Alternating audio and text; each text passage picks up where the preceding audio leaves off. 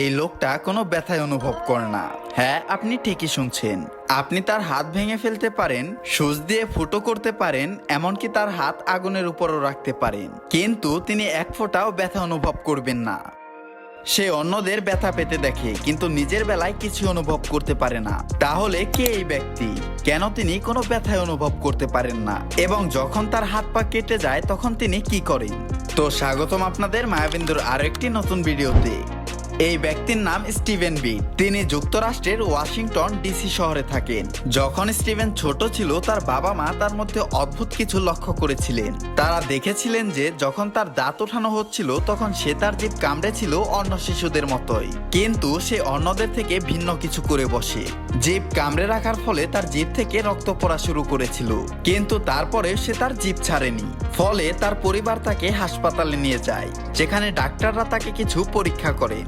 তারা তাকে সুচ দিয়ে ফুটো করেন, এমনকি তার ছোট্ট পায়ের কাছে লাইটার ধরেন। প্রতিবার যখন স্টিভেনের ত্বক থেকে রক্ত বের হচ্ছিল, সে হাসছিল এবং শান্ত ছিল, কারণ সে কোনো ব্যথায় অনুভব করছিল না। তখন কেউ তার এই অবস্থা সম্পর্কে জানতো না। ডাক্তাররা ভবিষ্যৎবাণী করেছিলেন যে সে হয়তো 7, 11 কিংবা 15 বছর পর্যন্ত বাঁচবেন। এদিকে স্টিভেন যখন বড় হচ্ছিল, সে ছিল বেপরোয়া। সে উঁচু জায়গা থেকে লাফ দিত, সাহসিকতা দেখাতো এবং তার বাইকে বিপজ্জনক সব স্ট্যান্ড করত, কারণ সে জানতো কোনো কিছুই তাকে আঘাত করতে পারবে না। সে তার 25তম জন্মদিনটিকে কখনোই ভুলতে পারে না। সে তড়িহড়ি করে বাইরে যাওয়ার সময় সে তার পা রান্নাঘরের বিমের সাথে আঘাত করে। সে কোনো কিছুই টের পায় না, কিন্তু যখন রাত 3টার সময় তার ঘুম ভাঙে, সে দেখতে পায় তার পা ফুলে গিয়েছে। মূলত তার পা ভেঙে গিয়েছিল। হ্যাঁ, স্টিভেন তার 40 বছর বয়সের জীবনে 80টিরও বেশি হাড় ভেঙেছে, এবং এত বছর পরে সে বুঝেছে যে এটি একটি অলৌকিক ঘটনা যে সে এখনো বেঁচে আছে। আসলে ব্যথা হলো আমাদের শরীরের অ্যালার্ম সিস্টেম।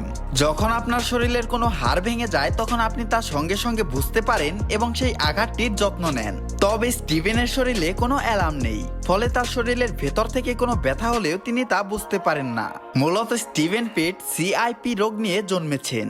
স্টিভেন জন্মগ্রহণ করেছেন খুব একটি বিরল রোগের সাথে, যার নাম কনজেনিটাল ইনসেনসিটিভ টু পেইন বা সিআইপি। সিআইপি অত্যন্ত বিরল একটি রোগ। প্রায় 125 মিলিয়ন শিশুর মধ্যে প্রতি একজন শিশু এই বিরল রোগটি নিয়ে জন্মগ্রহণ করেন। সিআইপি থাকার কারণে তার ঘ্রাণ শক্তিও নেই। একবার তার গাড়িতে তার বন্ধুরা উঠে বলল তারা গ্যাসের গন্ধ পাচ্ছে, আর এ কারণে সারা বিশ্বে আক্রান্ত অনেক শিশুই এই রোগের সাথে বাঁচতে পারে না, কারণ তারা ব্যথা অনুভব করে না। তাদেরকে কখন থামতে হবে তারা তাও জানে না।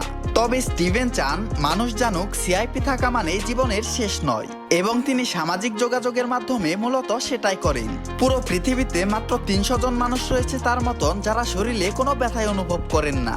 মানুষের জানা উচিত যে সিআইপি থাকা মানে আপনি শেষ হয়ে গেছেন তা নয়। আসলে আপনি চাইলেও দীর্ঘ জীবনযাপন করতে পারেন।